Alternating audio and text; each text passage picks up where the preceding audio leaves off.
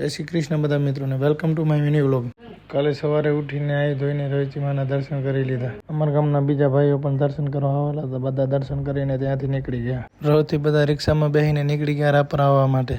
રાપર આવીને અમે રાપર રાધનપુર વાળી બસમાં બેસી ગયા. બસ સાંતલપુર પહોંચી ગઈને અમે ઉતરી ગયા નીચે.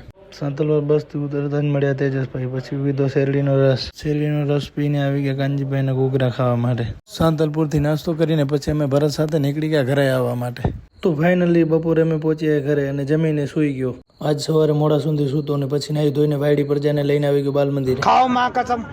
अरे गद्दा साहब की कौन सी बात हुई आप? વાયડી પ્રજાને બાલ મંદિર મૂકીને આજ તો હું આવી ગયો સ્કૂલે આવ્યો. બાળકોને ભણવાનું ચાલુ હતું. પછી આવી ગયો લાઇબ્રેરીમાં ભાવિ કોન્સ્ટેબલ રીડિંગ કરી રહ્યા હતા. સાંજ પડતા બાળકો આવી ગયા ટ્યુશન પૂરું કરીને ક્રિકેટ રમવા. તેથી રમે બાળકો સાથે ક્રિકેટ. પછી અમારે ડાંગરને સાંતલપુરથી લેવાનો હતો. તેથી હું ને વાસુ નીકળી ગયા ડાંગરને લેવા માટે સાંતલપુર.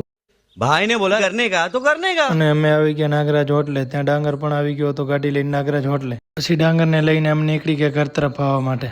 જમીને આજનો વ્લોગ અહીં કરું છું પૂર્ણ. વ્લોગ સારો લાગ્યો તો લાઈક અને ફોલો કરવાનું ભૂલાય નહીં. लोग गलती से अगर नए हो तो सब्सक्राइब करो. वो जो लाल वाला बटन है उस पर अपने जीजा जी फेंक के मारो या फूफा जी, मुझे नहीं पता, बस क्लिक हो जाना चाहिए.